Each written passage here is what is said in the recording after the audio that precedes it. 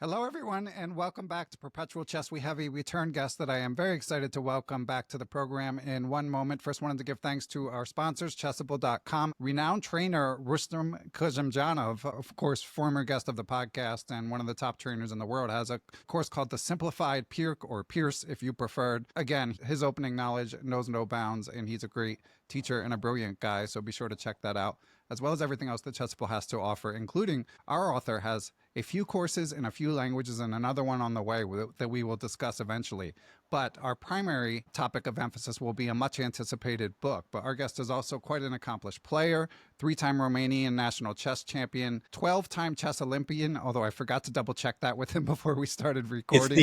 12 is the right number, yes. 12 is the right number, okay, because I got it wrong last time. Last time I said 10 because your Wikipedia page still says 10, but the correct number is 12. And again, prolific and renowned author, probably known best of all for Learn from the Legends, a book which won the 2005 Chess Cafe Book of the Year. The much anticipated sequel, Learn from the Legends 2, Chess Heroes at Their Best, is now out. At least it's out on Forward Chess. I don't know if you can get a physical copy yet here in the United States, but if not, I'm sure you can soon. Our guest also collaborated with and was a trainer for Judith Polgar. As we discussed in our prior interview, he worked with her on her incredible trilogy of books with Quality Chess. He's also a polyglot. We tried to name all the languages he speaks last time he was on the program. I don't think we could even do it. So without further ado, I am pleased to welcome back to the program Grandmaster Mihail Marin. Welcome, Mihail. Hello, everybody. Thank you for inviting me here again. It's a pleasure. I'm always excited. As you know, I'm a big fan of your work, as so many are, and especially Learn from the Legends. That one is an absolute classic, so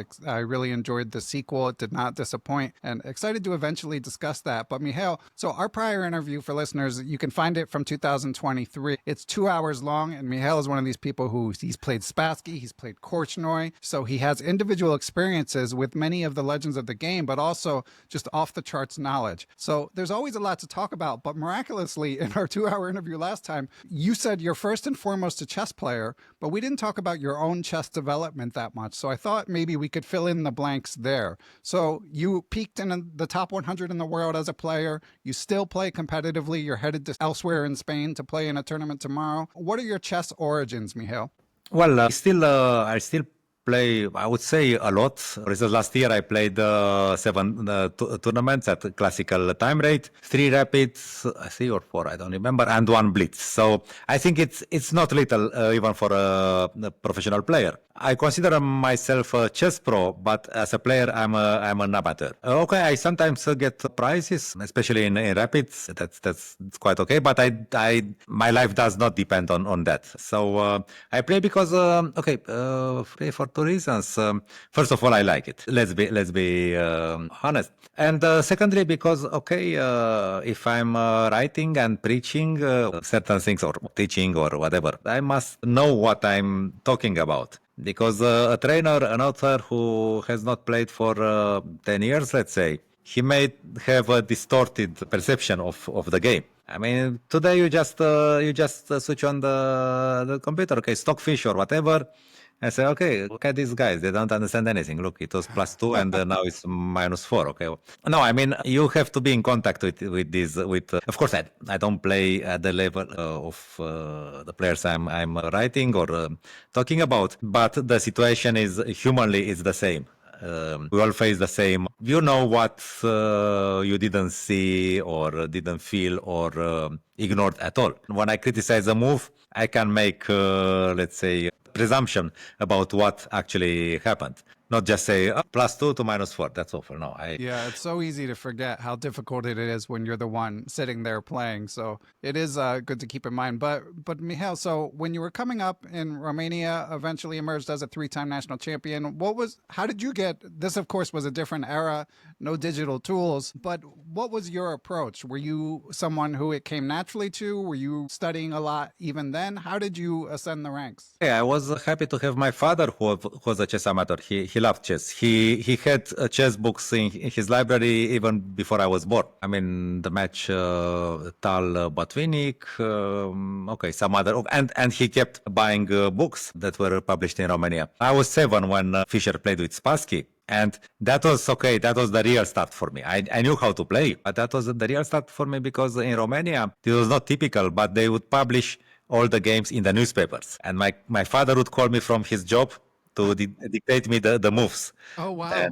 Yeah. So no, I mean, okay, if you talk about 72, that's not little. Yeah. And this was not Soviet Union. This was not Yugoslavia.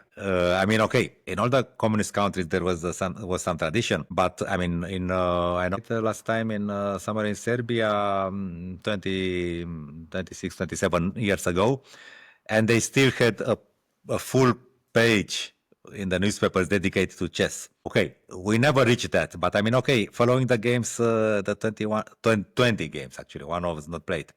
Between Fischer and Spassky, you understand that this gave me some boost. And okay, I think that for a while I was just playing, but not. I like to play, but I didn't really like to prepare. But somewhere around the age of 12 or 13, I remember a moment, I think I was 12. Before going to work, my father wrote down for me two games of Karpov. I think there were 2 games against Unziker. They are both famous in Spanish. Right? Spanish, yes. So that must have been in 1970. And he told me to analyze them on the board, of course. There were no computers that time. And I remember sitting in front of the chessboard and said, okay, but how can I mean, this is Karpov. I had no clear idea about who Unziker was, but Karpov was a world champion and he was clearly the strongest player on the planet.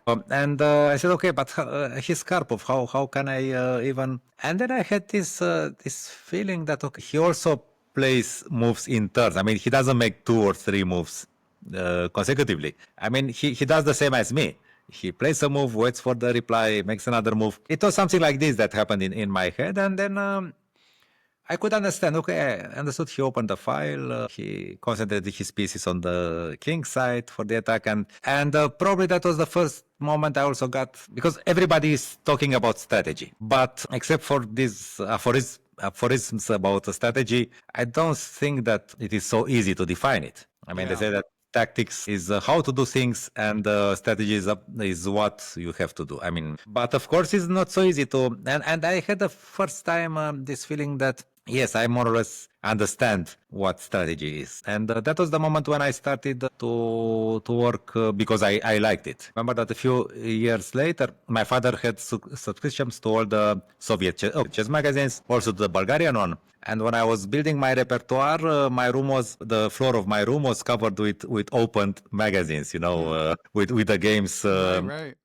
I had to copy in my notebook. And so I was doing that alone. I mean, nobody pushed me already. But then, okay, my progress was not so fast. I came second twice in our under 16 national championship. That time there were only, actually, I started playing under 20. When I started to play, there were no division, under 20 or adult, no, nothing else. But then they introduced the cadets, which was until 16, and these were the only championships I played, under 16 and under 20. So I came twice second in this championship. The first time I was lucky with 15, with 16 I was unlucky not to win. But my progress was slow, and then I believe that I really felt that I'm going to be a player at the age of 18. Grandmaster Teodor Ghițescu helped me for a few years. Then he managed to take me to his club, Polytechnic Institute in Bucharest, and this gave me confidence, and it was like a boom. During my army time, actually, I played several tournaments, and I scored 6 or 7 national master norms, and I became a national master. And then, then I continued. The idea of my father was like this.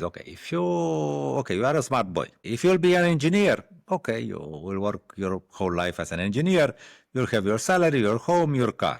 But no traveling abroad with or maximum to Bulgaria or Poland or something like that. So if you play chess and you become an international master or more, he had higher ambitions for me. But that's what I remember. If I become a 2400 player, in those times, 2400 meant quite a lot. I mean, so it was like more than 2500. Now, if we Yeah, I mean, okay, there are more players now, but I mean, okay. So I knew that with 3,400, just to get a salary just for playing for my team, the team championship and the individual championship, and I could also travel abroad sometimes. So that was my. Of course, it was important to finish to graduate from an university because your salary in that case would be a salary of an engineer or teacher or whatever, not another level. Yes, because they would not pay you for your chess strength. They would pay you for being strong enough, but then it depended on your level of scholar education. So my father had this clear, and I had this idea clearly in my head. Okay, since I was very young. I mean, okay, since I started to play chess, I believe. Not because when I was 7, actually, I thought that communism is the best thing that could happen in the world. I think that my father told me it was not when I was 10 or 11. Okay. So he didn't trust me because I could talk about it in the school. So you understand. So yeah, so this was his idea, and starting with a certain age, certainly with the age of 12, 13, when I started to work independently, I had this idea. I mean, okay, we had Gheorghiu, who was a living legend. He got into top world's top 10. We had Shuba a little bit later, who was in top 25 or something. But I didn't even think necessarily as a minimum level. I thought, okay, maybe I can become Ginda or Stoica, who are just international masters. Right. And I could just get this salary and play chess. The club would pay for me all the tournaments in Romania. The communist, okay, but still resorts, the hotel and everything I could play. And sometimes I could even travel. That was my idea. I was surprised because I talked with some colleagues of mine from that time. One of them is a doctor. I don't remember the others, but one of them, and said, okay, I had this clear that I would be a chess player. And this doctor, even though he won an under 20 national championship, he said that he never thought he would be a chess professional, that he would just be a doctor. But I had this idea that, okay, no matter which university I graduate from, I will be a chess player. Well, it sounds like with your dad's love for chess that he kind of encouraged that, whereas some parents might discourage it. Yeah, but in communist time, it really made sense. Yeah. And actually, this system persisted until 2005, I believe. Even after the communism fell, I was paid as an engineer for 15 years after the end of the communist era. Okay, later I was paid for another 10 years. I mean, just a normal salary, but as a chess player. There was another club. So it lasted, I think, more than in other communist countries. Yeah, amazing. And so you no longer receive a salary? No. After this, let's say the 15 plus 10. No, I get some money now, for instance, monthly, but it's like a sportive indemnization. Stipend, Yeah. I mean, it's stipend. It's smaller and okay. It's not considered as, for instance, for retirement. It doesn't count. Yeah. But it was good enough, It was not bad. That's great. And so you've never had a regular job? Is that right? A non-chess job? I'm an engineer. I never worked. I didn't work anything. Worked a day in your life, you could say. Second as an engineer. Okay, that's amazing. But I think this developed. I mean, the 5 years of Polytechnic Institute. I think it developed my mind in a way that can be useful. Maybe not so much for playing, but for sure for writing. Right. Well, it teaching. Comes across. Yeah. Yeah, because I try to explain the things logically. Yeah. I mean, I'm not like Il Greco, just to sacrifice and see what happens. No, I'm more like Stein is, let's say. And when you were rising through the ranks, you read a lot of books. It sounded like you played a fair amount. Was solving tactics part of your regimen back then? Yes. Actually, I had in mind this because when I was 10, 11, for 1.5 years or so, I had a trainer. And okay, he also gave me some openings, but he insisted very much on solving tactics. Okay. There were books. Okay, he had contacts with the Soviet trainers and he had all the materials. And actually, I have been doing this all my life as a professional player. Now I don't have time so much. 1 or 2 weeks before the tournament, I would only solve. Okay. tactics. And I will also solve them occasionally, let's say between the tournaments. Many think that I'm a positional player. Maybe this is my approach, but deep inside I'm a tactician. I remember a case. I started well. I think I had 5 out of 6 in Andorra, or maybe it was 4.5 out of 5. And I had to play black against Psachis. Okay, we're on very good terms, but okay, Psachis was stronger than me. No, okay, not that Psachis that won the Soviet championship twice, but still a lot. He was a little older at this point? Or? Yeah. Okay, he was past his best, but okay, he was higher rated than me. He was very strong. And I said, okay, I'm black. He plays E4, C4, D4, maybe also knight F3. So what I prepare? Yeah. And we had during our tournaments, because we met every summer in 2 or 3 tournaments in Spain, Andorra. This was Andorra, okay, almost Spain. He criticized me because I was playing the Pirts. Okay. Because he said, okay, look, he had seen a game when I lost to Smirin. He said, look, you when you play against a player like Smirin, you see that he wants to hit you and you cannot not avoid it. And then, okay, I come to the game with Psachis with black.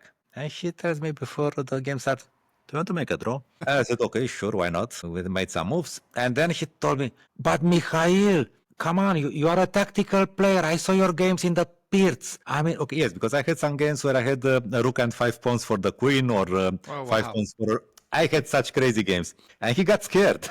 Huh. Yes, because he never realized that I, deep inside I'm a tactician. And I start the game positionally, but I'm looking for, all kinds of things to generate complications. That's kind of a theme of your new book, is whereas Learn from the Legends 1 was based on certain, like, this particular player was good at this aspect of endgames, here you highlight different skills, like in the middle game for each of the players. Yes, it's maybe a little bit more specific, this second book. Okay, there are other players, but it's not essential. Of course, engines, computers have progressed a lot in them since the first book on the legends, on the other legends. But still, I managed to gather this bunch of games, which are, okay, with some exceptions, there are always some mistakes, but they are quite accurate, let's say, from the point of view of our hero in that chapter. And yeah, I believe that in all the chapters there is a very tight connection between strategy and the tactics. So of course each of them had a different style, but yes, I think that it's more specific. I mean, the connection between the examples in the first volume that was okay. There was a different type, but here I talk about style in general, not a specific endgame or structure no. Here it's about the abstract meaning of the word style. I mean, for instance, Polugaevsky, for Polugaevsky, the game of chess should be something very logical. He had very deep analysis in the opening, his own ideas, because there are no engines, and he would get a small advantage, and then he would convert it to move after move, the best moves, develop his initiative, if possible, crown it with a combination, and so on. Okay, this is what made him vulnerable to VIktor Korchnoi, who had a much wider understanding. For Korchnoi, the game was like this. I mean, you have to... Right. Like in wrestling, you have to destabilize your opponent somehow before you hit him.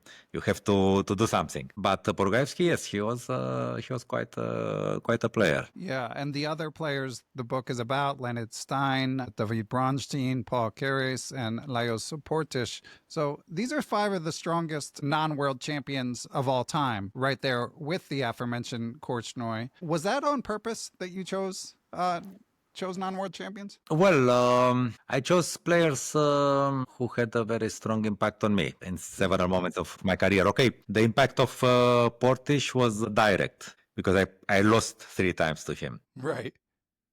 I was also following, because Korchnoi was my main hero when I was following the candidate matches. But Portisch was my second hero favorite, let's say. They actually meet in 1980 in the quarterfinals. And Korchnoi won. You must have felt a little mixed feelings there when they were playing each other. Yes, the fact is that Portisch played much better in that match, but Korchnoi tricked him somehow. He won 4 games and lost only 1, and some draws. But actually, I think that Portisch played no weaker than Korchnoi.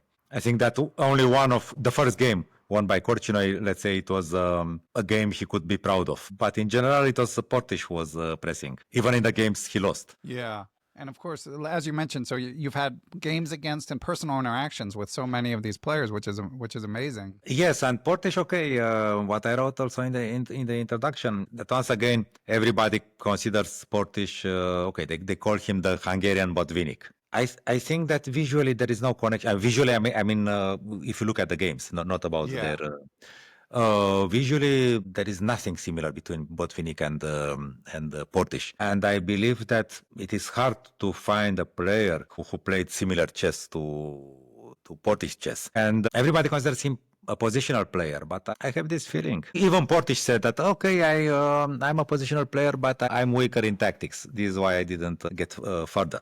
And I don't buy that. I think that the man was calculated permanently. I mean, one typical scenario. Okay, a game of chess. You move the pieces around. You know how to do that. It's a game. Okay. But okay, you calculate 1 or 2 moves ahead. But you know what you have to do. But there are 2, 3, 4 moments in the game when we call them the critical moments, when you have to calculate to be sure about what, not play as you know that. No. You have to be sure that what you are doing. And imagine that. Portisch makes a move, and the opponent understands that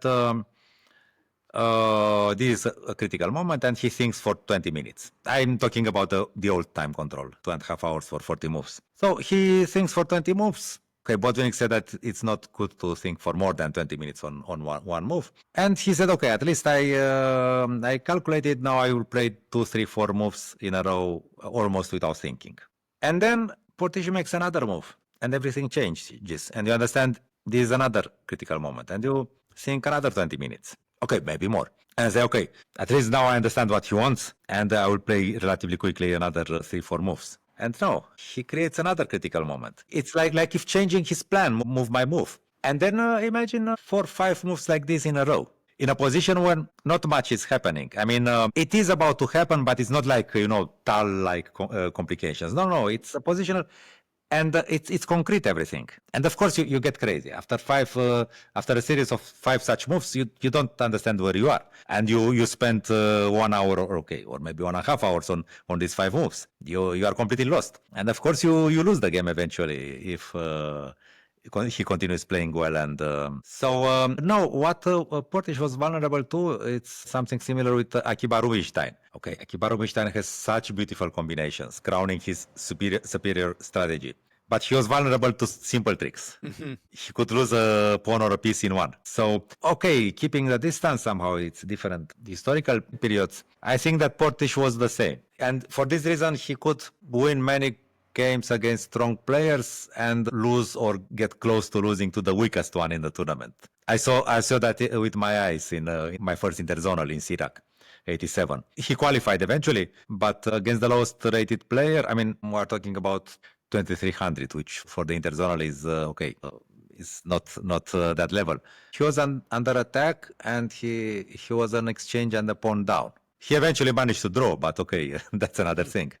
Portisch, yes, but why do I say that he's not similar to anybody? He has some monumental style. I don't know. Okay, maybe it's also his physical presence. I mean, he was really, when I looked at him, he was a very strong man, physically very strong, incredibly strong. John Nunn tells a story about it. They were at some tournament, and the drawing of floats were done with pieces of gold, and they had to lift them. And of course, they were heavy to see the number. And Nunn saw the young Kasparov, who was flexing his fingers, obviously preparing to lift the piece of gold with one hand. And he failed painfully. And then when nobody expected it, Portisch came, very elegant as usual. He took it with one hand, showed the number, and put the piece of gold back. Wow. Everybody was like this. Did he lift weights, or was he? Yes. I took an interview to him. I don't know how many, 10 years ago or something, in Budapest. And okay, he was not elegantly dressed. He was in house, and I saw his arms. I saw his arms. And he told me that his first wife frequently reproached him that he was damaging the floor when he let down his weights. Okay. He was also swimming quite a lot, I think. Okay. So yes, I mean, it's not only his voice also, because he's singing as baritone, but also it's something in his play, very fundamental space and classical things and everything, and then some things that you cannot understand, some concrete things that you don't understand where they come from. I don't know, you cannot describe feelings. Right. You have it here. You Yeah. have the physical sensation. And I have a specific physical sensation when I talk about Portisch and I think of his games. And I think it seems like that's the case for each of the players that you write about. They all seem very heartfelt. Yes, of course. There is Stein. With Stein, okay, I'm also touched by his, let's call it, dramatic course of career, because he was maybe one of the unluckiest players. He failed to qualify for the candidates 4 times. Okay, the first time he got under the top 6, which were supposed to go to the candidates, but there was a rule that only a certain, only, I don't remember how many number of players were allowed from the same country were allowed. So there were too many Soviets in this top 6. Right. So place 7 and 8 qualified, and he didn't. The second time, it was the same situation, but he still played a tiebreak with 2 other players. I don't remember now exactly who they were, strong players anyway. And he won it. And he would have played the candidates if any of the qualified players would default. But he didn't play it because he was the superfluous Soviet. So the second place from the tiebreak went. And the third time, he got to the same tiebreak with 2 other players, and he came second. This time, there was no limit of players from the same country. The most dramatic was the first time. It was shortly after he won the Alekhine Memorial in Moscow. He shared the win with Karpov. They tied for first. And at that point, he was really strong. I mean, probably he would have had no problem qualifying. I mean, just... And then one unfortunate thing happened. I mean, just before he had to play the European Team Championship and then the Interzonal. One unfortunate thing happened. He died. So with 39, I think he was 39. So yeah, he was somehow very unlucky. But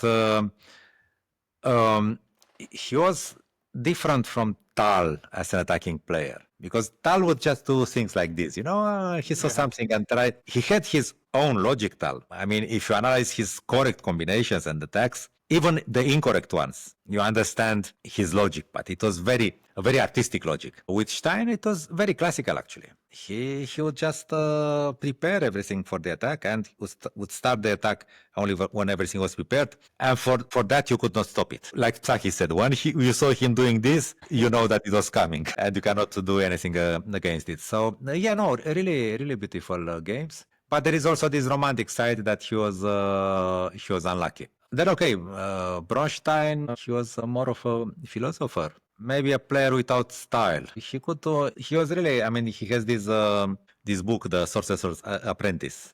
Yeah, classic. No, this is the feeling I have about him. I never played with him. Okay, Stein, when Stein died, I think it was in 73 or something. Of course, I didn't meet him. Bronstein I saw once or twice. I don't know. I saw I saw him during a tournament. He was quite aged, 70 something, and he just destroyed Lputian, who was still a very strong player at that time. He sacrificed something, I don't know. Just like this. Lputian played f6, attacking the knight on e5, and Bronstein played rook e1, just continued to develop, just like this. And he crushed him in 20. No, he was really, he could. Tal was a different type of magician. I mean, Tal was like like a painter who would just throw some paint on the canvas and it eventually comes out beautifully. Bronstein was more like a philosopher, I think, but he could also create some gems. And okay, Keres, I didn't meet Keres. Yeah, he died in 75, I believe. I was 10. I met his wife, though. I played in the Keres Memorial in 88 in Tallinn, 89. And the last round, I had my birthday on the last round, and the organizers brought me flowers. And I could not take the flowers with me because the next day I was to fly back home. So I gave them to Keres' wife, who was at the closing ceremony. I mean, I offered, yeah. No, Keres, of course, he's also a romantic player. I mean, a romantic, let's say, figure of in the great panoply of chess players. Well, first of all, because he was always so good looking, impeccable somehow, and there was some purity I remember that some contemporary wrote about Pillsbury, that he had an angelic face. Well, maybe standards have changed. Pillsbury was quite handsome and a very interesting player. I wouldn't call him angelic, but I think that angelic goes for Keres. Okay. I think it goes quite well for him. And he was perpetually the second. 3 times in the candidates tournament he finished second. Okay, he also had some problems. For instance, there was this cooperative. It was Petrosian's wife's idea. That Petrosian, Geller, and Keres, they make draws between them without a fight. Because this was a 28-round tournament, if you know what that means. Yeah, double. In Curacao, which has a tropical climate. Right.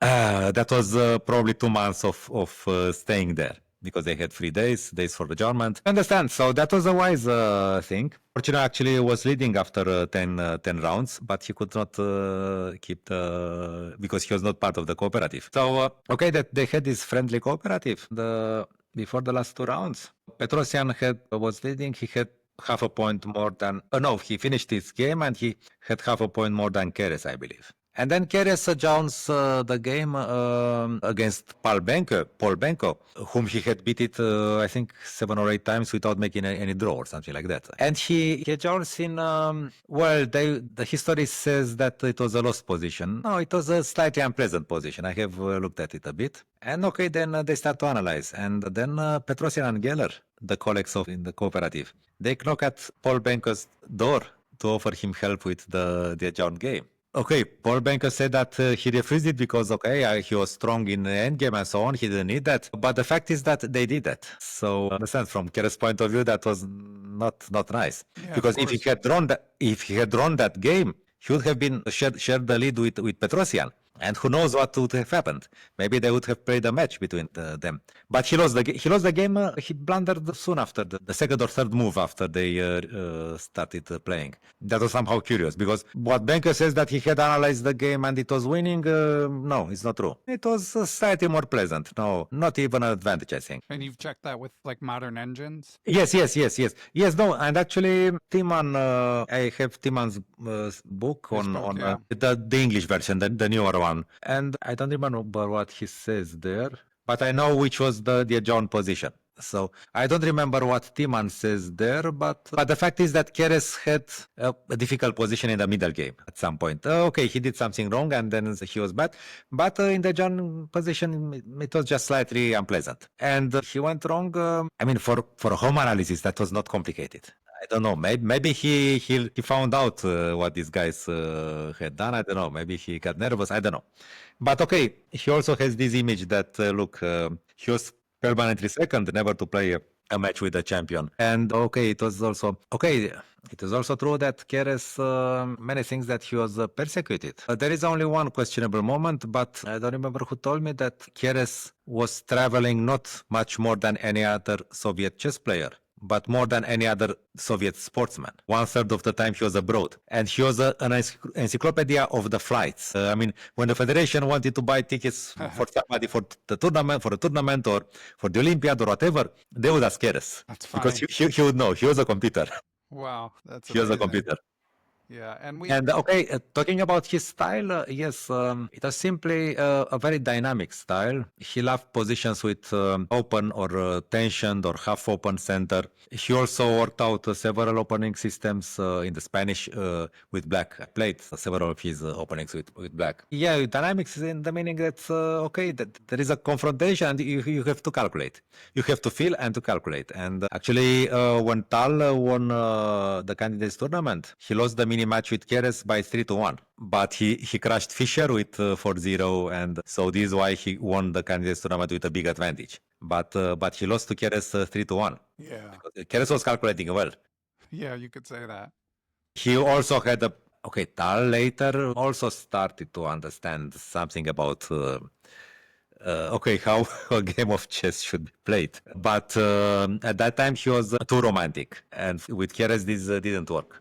He would punish him if when Tal did his usual risky things. And one thing that comes across in the book is, as you mentioned, like in these days, these players could have distinct styles, like Tal that you just referred to. Actually, I mean, some of the players you referred to, like Polugaevsky, you say have a more universal style. But I was thinking about the modern age. Do you think that you can still have a distinct chess style to the same extent these days, or does everyone have to be so good at everything? Well, times have changed not only because we have the computers. But okay, imagine when I played my first interzonal tournament. That was a relatively short interzonal, the shortest ever at that time. It was 17. Yeah, yeah, things have changed. But okay, you would play 3 days, and then you have 1 day for resuming your round games. Another 3 days, another day for this, and then a free day. So you would play. The pace was 6 games in 9 days, including the travel. These 17 rounds meant 28 days, 4 weeks. So 26 days the tournament itself. Okay, it means that okay, and we had more time for thinking, 2.5 hours for Yeah, it sounds so luxurious, so relaxing. Yeah, Yes, okay. On the other hand, you had to do it all yourself. alone. Yeah, I yeah, mean, the analysis, okay, you could have trainers, but anyway, you have to play them on the board. It's more time consuming. And of course, if you are not a Polugaevsky or I don't know which other examples there are, you would not reach move 25 with your analysis. I mean, you'd play on your own somewhere starting with move 10, 12, 15 as an average. Of course, there could be some exception, but you would play almost the whole game on your own. Nowadays, okay, if you have a good memory and you spend a lot of time with the computer, you start to play after move 20. yeah. So even if the opponent makes a novelty, if it's a novelty, it means that the engine has it could mean, okay, I don't say that there is no creativity today, but statistically speaking, you get a novelty on move 15, but you have analyzed it, most surely. And you have to remember, okay. So, okay, nowadays you don't have all these 3 days, but I mean, you play 9 rounds in 10 days at maximum. Or the Olympiad is 11 rounds now in 12 games, I think. No, there is only one day off. Yeah. Yes. So even the Olympiads became shorter. I played my most Olympiads 14 rounds. But okay, we have 3 days every 4 days. And during the Olympiads, you would resume your round game in the morning. Right. In the morning, you understand? You could play 4 hours in the morning and then the game in the afternoon. Okay, but this is why they had 2 reserve players, because for such situations. But in opens, no, you would play the round game in the morning and then you go to the round. As simple as that. You could play, it's like a double round today. We have Right. No, so, okay, nowadays, of course, you don't have all these 3 days, but you don't play whole games. I mean, if you are well prepared, if you are a top player. I don't speak for myself because I start improvising before move 5 or 7 nowadays. But because this way, I don't have to prepare too much. I change something, so I don't fear the preparation. But I mean, okay, on top level, many times they play half games, actually, starting with... so it's hard to compare. Everything has changed. I don't say it's better or worse, but what I'm sure about is that the mental strength of those players I am writing about was outstanding. Yeah. They were doing it by themselves. They had no reference like the engines they did. So even if you analyzed very well a variation, you came up with a novelty, you could not be sure. Right. Yeah, I was thinking that when you were talking about it, like just knowing the evaluation here, when you were talking about novelties, like here in the modern era, if you see a move that you don't remember, you at least know that the line you played was supposed to be fine. Whereas in the old days, this could be some new move that just crushes your whole variation and you don't know at the board. Yes, of course. Okay, but nowadays, if you get such a novelty, okay, you know that everything is okay. But if you don't have stockfish with you, I mean, okay, it depends. Because nowadays, of course, somebody wrote about that. Should guide your computer preparation. I mean, you should be aiming for positions that you actually can play. I mean, this 0-0-0 with black or +1 with white given by the computer, if you don't understand the position, if you don't have the skills to play that kind of position, it could lead to disaster. Yeah. Okay, you get out of the opening, and then you start to play independently, and well, it depends on who understands the position better, not so much about... this is a trap nowadays. In the older times, nobody would analyze a position he didn't like. Okay, some uninspired trainers. Okay, that happened, for instance, in Spassky Fischer in the match. Okay, Geller, of course, his opening preparation was and understanding, he was outstanding, and he was the second of Spassky. And they caught Fischer in game 4. in the Sozin attack. They caught him and Spassky got an advantage with black. Okay, Fischer saved. They caught him again in game 11, the poison pawn. I think that was all, because then Fischer started to change the openings quicker than Geller could adapt, Right. But there is game 8, I believe, the second game when Fischer played c4 in the match. And first he won the Queen's Gambit, the famous Queen's Gambit. And then Spassky replied with the symmetrical variation. It's like some sort of Maroczy. I mean, at some point, they developed symmetrically g3, g6, everything, castles, d4 takes, d6. And queen, yes, and this was a variation that Geller played quite okay. He never lost a game, and he even won some. And actually, his best game was against the Hungarian Grandmaster. I believe it was Lengyel. He played b5 at some moment and sacrificed an exchange in the process. And yes, he recommended this to Spassky. That it's obvious that it was Geller's hand, but it's not Spassky's style. It was because Spassky would develop somehow flexibly and actively, and then search for a punch or something, for some concrete action. And that opening is not so flexible. It's a bit rigid for black. He developed everything. Then he saw that Fischer had avoided all the main threats with his queen h4, bishop g5, queen f4, then queen d2 back, bishop e3 back. And then I don't think that b5 was a blunder in that, because everyone said, okay, he didn't see that he loses an exchange. No, he had no counterplay, and he was probably going to be crushed in a positional fight. He had no counterplay at all. Okay, the engines give a small plus for white, but he had no play, you understand? And against Fischer, that's... So he played b5 because he remembered that Geller had sacrificed the exchange. Only that, and it was his style. I mean, I have completed my development. Queen stands on a5, the bishop stand well, the rooks on b8 and c8. Okay, I'm Spassky. I will not start to move the piece around until something happens. No. So he went for b5, lost an exchange without any compensation. So, okay, the second blunder didn't change much. His position was lost anyway. So that was a case when the second was not inspired. What I'm saying now, that even in those times, actually, it could happen that a trainer could recommend to his pupil a line which doesn't go well together with his style. But with computers, we can, it's a very big trap. I mean, we see that the evaluation is February. Okay, I'm going to play like this. Well, maybe in the moment when the analysis finishes, you remember everything well, but maybe from that moment you have to play in a way that you are not used to. If you are a tactician, then maybe you have to play some boring moves. Or vice versa. You are a positional player and you have to continue, just throwing the pieces away. That can be a big trap. But well, of course, in the openings we know a bit more than before. Even though classical values don't change so much. I mean, okay, what was good 50 years ago? Okay. 40 years ago, 50 years ago. I mean, it's not that it's completely refuted. There are some lines, let's say. And the computer itself changes the evaluation. For instance, I remember, I don't know if I talked about this last time. There is a Breyer variation. Black plays the Breyer, Spanish, and white plays the b3 at some point.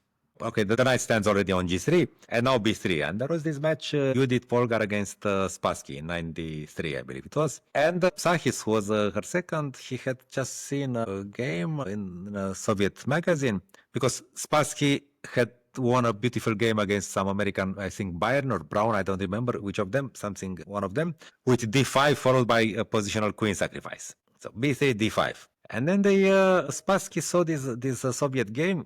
There was only one game. It can be checked in the database. Bishop g5, h6, bishop h4. And this is very human, because I was taught by my first trainer that when the center is in tension with 4 pawns like this, it can happen in the Queen's Gambit. 4 pawns in. It is better to maintain the tension. If you can maintain the tension, then you should invite your opponent to take and bring your pieces closer to the center. The idea, but of course it implies a piece sacrifice after g5. Of course, Spassky could not think of playing g5, and he followed the preparation of Judith, got into a worse position, and Judith won. And sometime in 2000, I don't know which year, Mamedyarov started to play this with black and to take the piece with g5. And he even beat Judith with that. Oh, wow.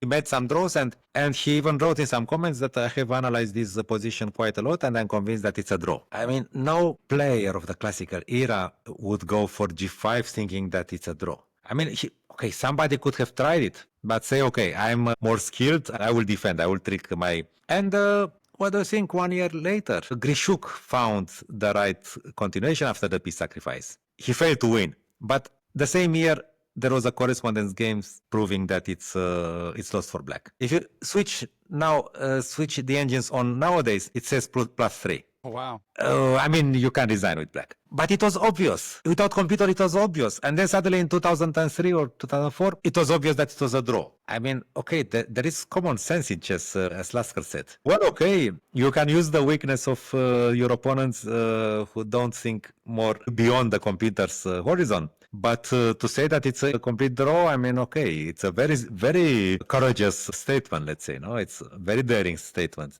And with things having changed so much, we're recording this on April 14th. Magnus is playing Hikaru in the freestyle final. I haven't been following it super closely, but I'm curious, Mihail, what your opinion of freestyle chess is. Well, I don't know exactly what freestyle chess is, to be honest. I know that it's something that Magnus is using politically. It started with this jeans issue, and I think that was the first time I heard about freestyle, because he connected it somehow to. So I understand they play the random Fischer chess, or what? It's the same thing, yeah.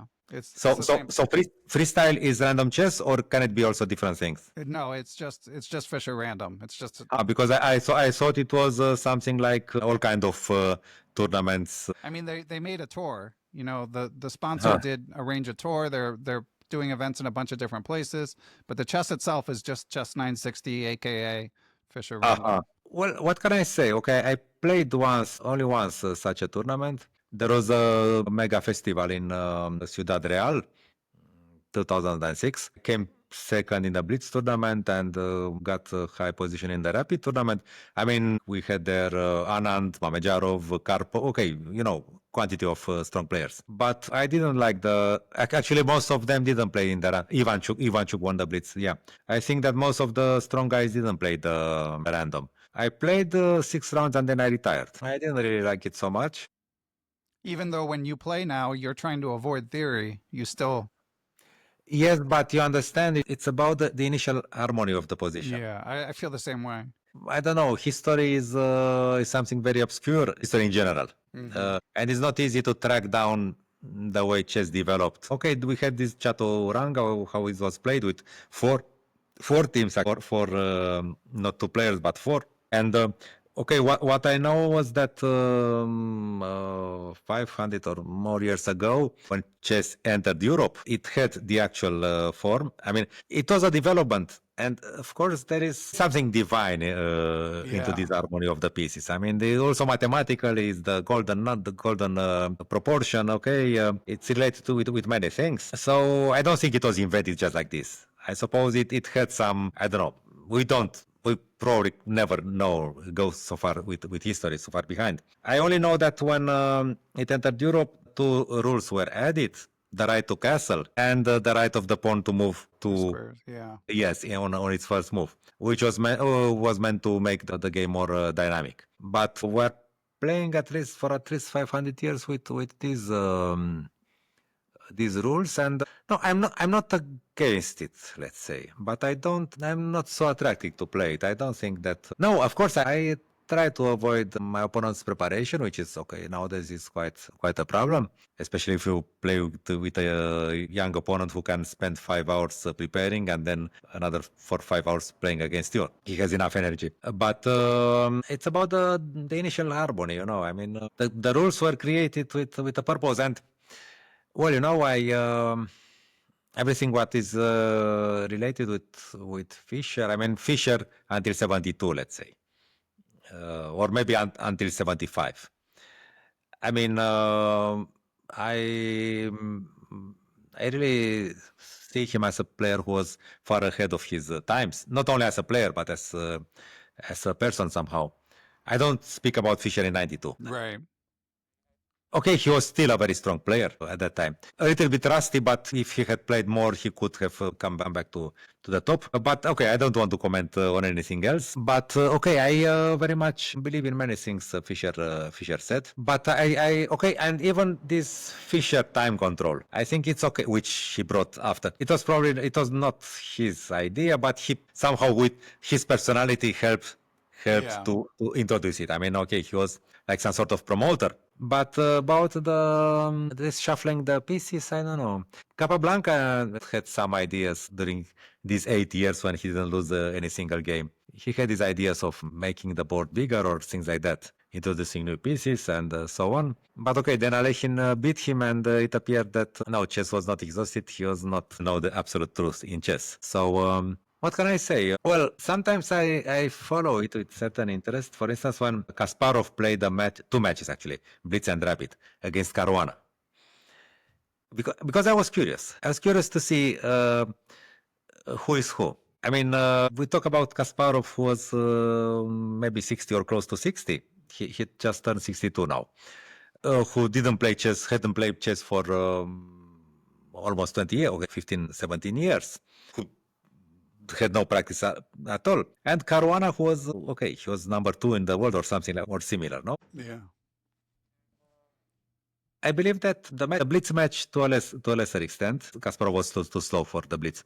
But in the Rapid, if you look at the games, I think that the match shows who is who. Look at the first 2/3 of the game, you understand it's a different class. I mean, you cannot match Kasparov, who is long out of shape, who is long retired. But then he does something. Then the retired part comes in, and then he blunders a few times in a row, and then he loses.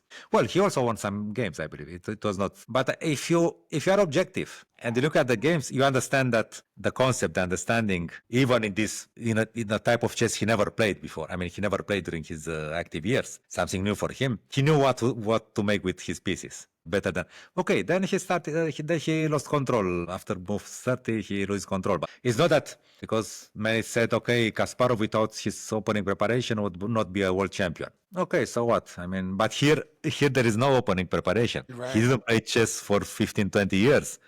What preparation can you have in this kind of chess? Okay, probably he played some training games the week before or something. It's not the same thing. I mean, Caruana was a very active player in that moment and still is. Okay, so in these cases I like to follow it, but otherwise it offers me, okay, it could lead to some interesting end games and okay, but I have seen so many things in my life that I cannot say that Fischer random chess is bad or outrageous or whatever. No, I think that I'm not very keen to follow it. Yeah, I feel the same way. And as we're recording this April 14th, the Women's World Championship is nearly over. It looks like Tan Zhongyi is going to win. You know, I guess that could change, but she's up 3 games. Have you been following that at all? No. For the past weeks, I have been traveling, and then I had to catch up with several things because tomorrow we travel to another tournament. Usually I follow such events, but this time I learned that it was played when the score was already. Oh, I don't know. After 4 games, I believe. Okay. But this is just because because I'm now messed up with many things, and I had just 5 or 6 days between the 2 travels. Yeah, understandable. And you mentioned earlier when you're going to a tournament, or at least in the past when you were headed to a tournament, you would try to brush up on some tactics. With you headed to Alicante tomorrow, have you managed to do any tactics to get ready? Well, I started yesterday, and today I decided that I would not work on my usual things. And yesterday I started working with a book I long had in my mind. It's this Dorfman's system. Method. Yes, the method. And I plan to do. Okay, in the morning we had some walk. Okay, we live in a beautiful village, so it's a pity not to go to walk along the river and so on. But I'm going to spend a few hours doing this today after the interview. So I try to do it sometimes. You know, one of the good tournaments I played a few years ago was Benaske. And how did I didn't have these 2-3 days before the tournament. I recommend 1 week or 2 weeks, but that's from the times I was a professional. I was supposed, this Elki and Ruby and Ilan Ruby has this. Yeah. It's publishing, yeah. Yes. So he had all the texts with memories of this player Ismailov from his son. Okay, Ismailov, the first Soviet master, or the first Russian master. I mean, from the Russian Republic, who at the age of 36 he was sent to death because somebody said that he spoke against the system. And his son, who is quite aged, 80, 90, something like this. Now he gathered a lot of material, and they also sent me in text, I mean in paper, in like scan, the 26 games which were remained from what he played. Because apparently his games were disappeared from after he was sentenced to death. You understand? There was those times, and I didn't switch on the computer at all, and I was just analyzing these Ismailov's games in the morning. And okay, my wife would, I think she was working with Polugaevsky. I told her that Polugaevsky is, she took the Russian book with his games, and this was my preparation. In the evening, we met, to have a mug of beer with Dieter Nisipanu, who won the tournament, woman Grandmaster Mihail Sandu. We'd gather together, we showed the games, and then I would show them what I analyzed on the board from Ismailov's games. Dieter would come up with some ideas, but generally I would be right. I remember that I was really accurate in my analysis. I mean, it was something like 80% accurate and these were no simple games. And it worked. It worked perfectly as a training. I played quite okay in the tournament. I got a prize. I mean, in Benasque, there used to be 400, 500 players, 50 of them titled. Winning the tournament is impossible, but I did it twice. I mean, statistically speaking, it's impossible to win the tournament. Right. Only Kornev won it 3 times, I believe, and I won it twice. Yeah, so recently, the organizer died. I mean, Royo. He was 80 something, but in very good shape. I mean, maybe close to 90. Yeah, I don't know what happened to him. Okay, so I don't know if they organize it this time. His wife is much younger, but I don't know if she will manage to do it alone. But I was saying, I don't know how it came up. About training, yes. Okay, I have these 2 days, so I just want to, to put the wheels a bit. Grease the wheels. It's nice that you're just doing something that you enjoy out of personal interest, but you're actively engaging, and it's nice to hear that can be enough. It doesn't have to be necessarily. Well, there were 3 tournaments. Which year was that? It was 2015, I believe. I was as much as a writer as now. Only by 10 years younger.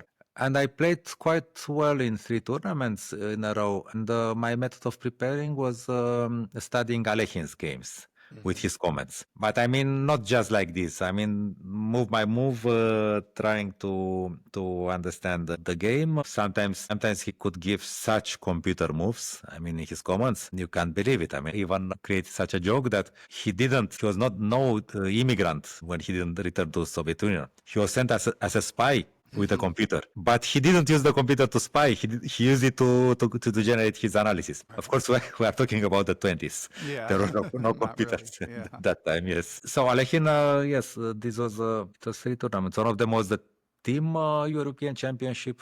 I played on the second board probably. I played all the games. I scored +2. Then it was a match against Germany, some friendly Scheveningen match in Romania, and maybe our team champion. I don't remember. Still tournaments in a row in that period. Something like October to January, February.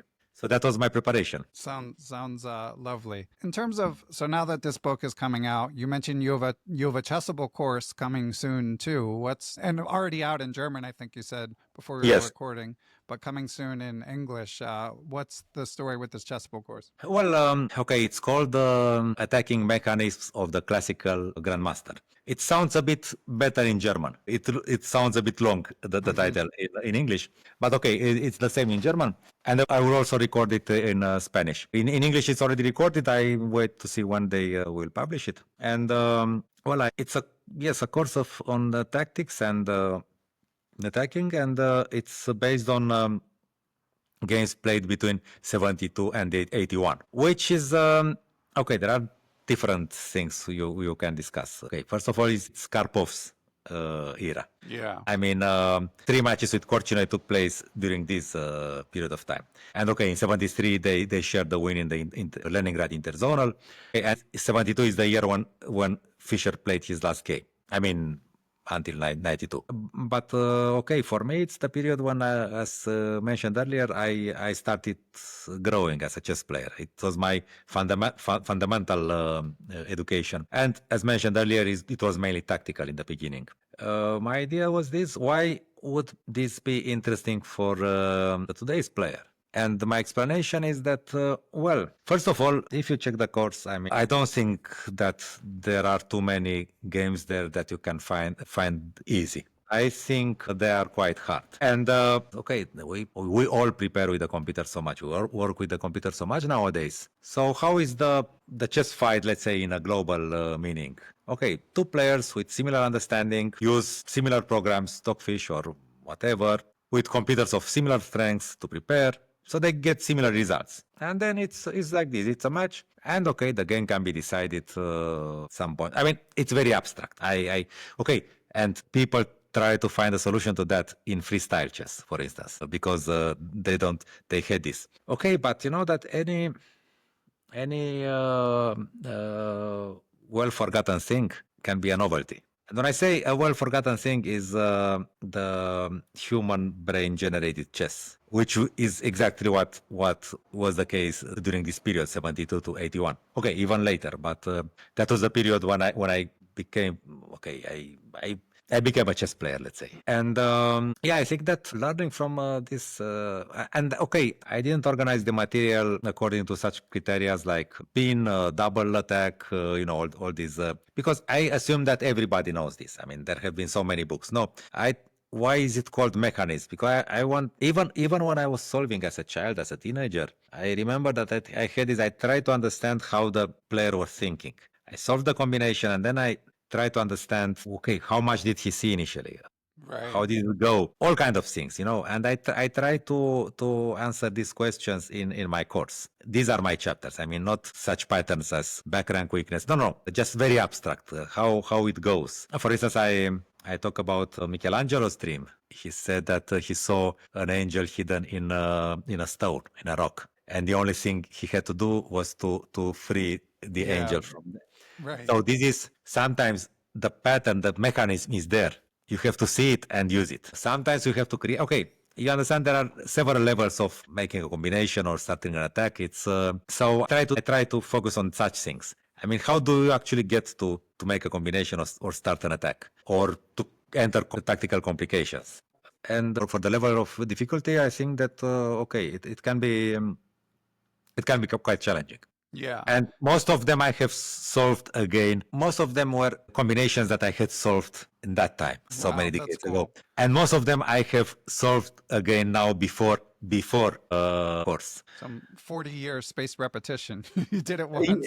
Of course you don't remember. You have some feeling about this. Maybe some of them but okay, you understand. Yeah.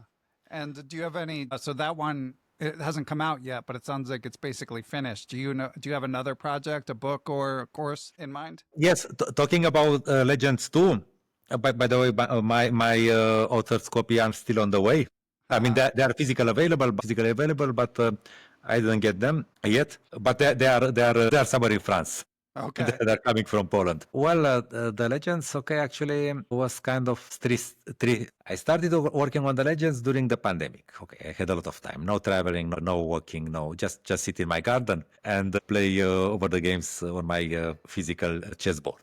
And the first chapter, the first legend I started to work on was Larsen. But then it became so big that it became a book. Right. Larsen was meant to be. And then I wrote the Legends. And Korchnoi I had touched in the first Legends. But now I finished my document. It took a lot because I played over all his wins from 50 something up to 78. I played them over the board, analyzed with the computer.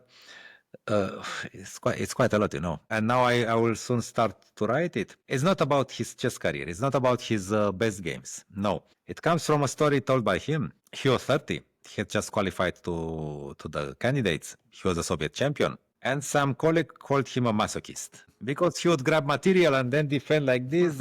calculate better, outcalculate the opponent, and eventually win in time trouble. And he decided that this style was not him because he was outspoken. He was not like this. He was an active personality. And with 30, being such a strong player, he started to learn the ABC of chess again. And the process lasted until the age of 40. Actually, he played his first match with Karpov when he was 43, and the last one when he was 50. I mean, the official matches, because they also had a training match earlier. And I want, yes, I will focus, several chapters like unjustified pawn grabbing or whatever. No, this, Right. and to show how he improved. It's like some sort of guide for somebody who wants to fight his own weaknesses to improve. And I think that he's not right that the process was over when he was 40. No, because actually when he was 40, he had a strange period. He was playing weaker than earlier. Maybe he already finished the learning process, but you couldn't see it in the games. And I think that he really became ripe during the first match with Karpov in 74. In the second part, I think only then he was trailing by 2 or 3 points in that moment. Okay. He lost from a very good position in time trouble the third time. So I think he became ripe only in that moment, towards the finish of his match first at the age of 43. So I want to follow this.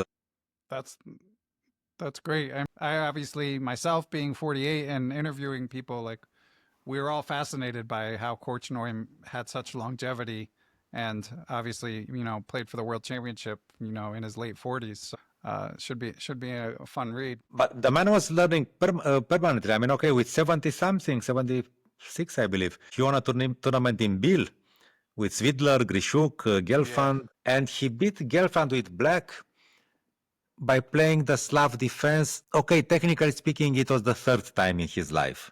But I think that the first 2 games, one of them played in 50 something, the other one in 68, maybe. I think that there were pre-arranged draws, or at least one of them. Right. So you play against such a well-prepared player like Gelfand. He grabbed 2 pawns and beat him with black. You understand what it means with 76. I mean, you understand that he was a learning machine. That's incredible. And do you have a book deal already? Do you know, like, do you have a timeline for this book? Well, I was supposed to publish it already, to finish it already some months ago, but I went slowly with the process. Now I'm done with the analysis. Okay, when you write, there always pops up some question. I mean, but this I didn't understand until the end. But okay, the analysis is basically finished. I have quite a lot of games. I have to select them, to arrange them, and annotate them, and make the chapters. That's actually my my publisher asked me about the title, and I don't know it. I will have to think about it. Okay. Yeah, I'll brainstorm as well. Well, Mihail, it's always a pleasure to chat with you. Good luck in the tournament in Spain. So this is Alicante. Have you played in this before? Yes, I played last year. It's actually near Alicante, San Vicente de Raspeic. Okay. It's called Alicante. Okay. And if you were to recommend one open tournament in Europe, do you have a favorite for any listeners? Well, nowadays, now that I'm living in Spain, I only play in Spain because there are many tournaments. I've also played the French league. In Spain, okay, Benasque used to be a good tournament, but nowadays I don't think they will make it this year. If you want to combine chess with tourism, I've been in Sevilla. Sevilla it's an amazing city.